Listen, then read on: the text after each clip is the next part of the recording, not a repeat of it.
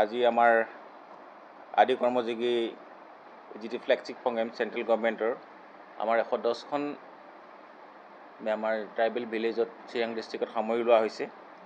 আজি আমাৰ district level যিটো অৰিয়েণ্টেশ্যন প্ৰগ্ৰেম আছিলে তাৰে 3 দিন 8, 9, 10 আজি শেষ দিন। গতিকে আমাৰ যিসকল ডিষ্ট্ৰিক্ট লেভেল আমাৰ মাষ্টাৰ ট্ৰেইনাৰ তেওঁলোকৰ ট্ৰেইনিং দিলে আৰু সকলো ডিপাৰ্টমেণ্টক আমি সামৰি ট্ৰেইনিংখিনি দিয়া হৈছে। ইয়াৰ পিছত আমি আগবাঢ়িম ব্লক লেভেললৈ।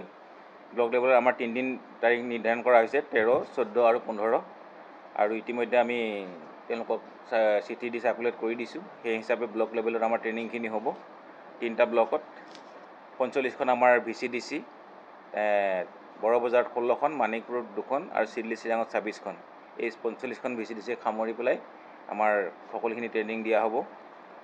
ইতিমধ্যে আমাৰ ষ্টেট লেভেলত 5জন আমাৰ ডিষ্ট্ৰিক্ট মাষ্টাৰ ট্ৰেইনাৰ ট্ৰেইনিং লৈ আহিছে। গতিকে আমি আশা কৰিছোঁ যিখিনি আমাৰ আদি কৰ্মযোগী চেণ্ট্ৰেলৰ যিটো ফ্লেগশ্বিপ প্ৰগ্ৰেম সকলো ডিপাৰ্টমেণ্টক আমি লগত লৈ সকলো ডিপাৰ্টমেণ্টৰ ইতিমধ্যে আমি যোৱাকালি মই মিটিঙতো কৈ দিছোঁ যে প্ৰত্যেক ডিপাৰ্টমেণ্টৰ পৰা এজনকৈ অফিচাৰ তেওঁলোকে নিয়োগ কৰিব লাগিব প্ৰত্যেক VCDCৰ কাৰণে। আৰু তেওঁলোকে তাত গৈ VCDC লেভেলত গৈ ৰাইজৰ লগত আমাৰ যিসকল PRI মেম্বাৰ থাকিব তেওঁলোকৰ লগত আলোচনা কৰি ভিলেজ লেভেল যিখন আমাৰ একশ্যন প্লেন 2030লৈ আমাৰ যিটো মাষ্টাৰ প্লেন বনাম তাত যাতে সকলো বস্তুখিনি আমি সাঙুৰি ল'ব পাৰোঁ তাৰ কাৰণে মই ইতিমধ্যে সকলো লাইন ডিপাৰ্টমেণ্টক নিৰ্দেশ দিছোঁ। আশা ৰাখিছোঁ আমাৰ লগত আকৌ আমাৰ ছিষ্টাৰ্ছ NGO এটা আছে, 7 Sisters Development Assistance, তেওঁলোকেও আমাক সহায় কৰিব।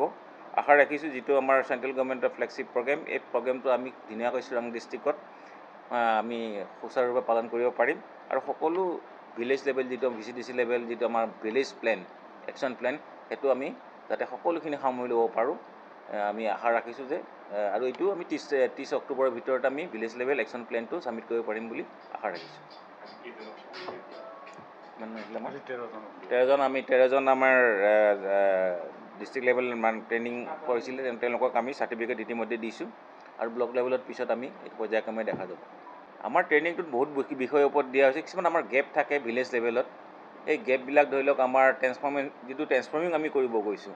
আমি ৰাইজৰ কি কি অসুবিধা আছে আমাৰ মাষ্টাৰ ট্ৰেইনাৰসকলে তেওঁলোকে বস্তুটো কেনেকৈ ধৰণে তাত মানে ৰাইজক বুজাব পাৰিব আৰু তেওঁলোকৰ পৰা যিখিনি ফিডবেক পাম এই ফিডবেকটো আমাৰ চৰকাৰী যিখিনি আমাৰ আঁচনি আছে আমাৰ বহুতকেইটা আঁচনি আছে।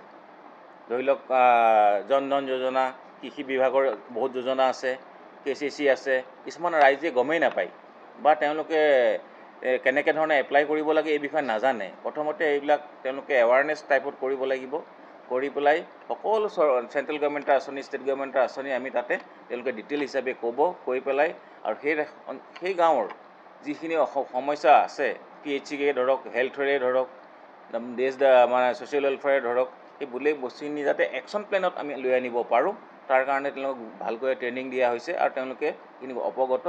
আৰু ব্লক লেভেলত আমাৰ ট্ৰেইনিং হ'ব, তেওঁলোকে আৰু এটা মানে ৰিফ্ৰেছ কৰিব পাৰিব নিজকে, কৰি পেলাই আমি একশ্যন প্লেনত বস্তুখিনি লৈ আনিব পাৰিম। আছে আমাৰ ইয়াত পৰ্টেল আছে, কিন্তু আমাৰ জনসাধাৰণে ইমান সেই ক্ষেত্ৰত এৱাৰনেছ নহয়।